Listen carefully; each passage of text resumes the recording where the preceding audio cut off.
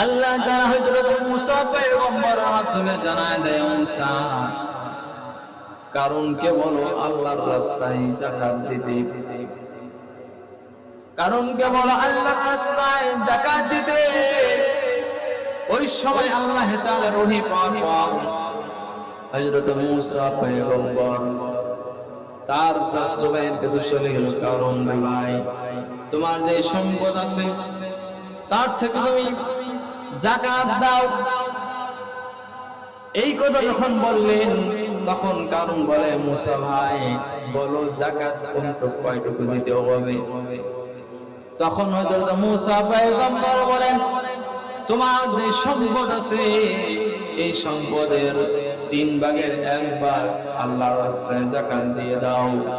এই কথা শোনার সঙ্গে সঙ্গে কারণের চোখ গরম হয়ে গেল, মাথা গরম হয়ে গেল। কারণ হলো যারা বিশেষ করে দেখবেন অনেক ধনী ব্যক্তি হয়, আমরা কথায় বলি ধনী ব্যক্তি বেশি গেফট হয়, কথা বলেন ঠিক কিনা? এরকম আমাদের ধারণা থাকে।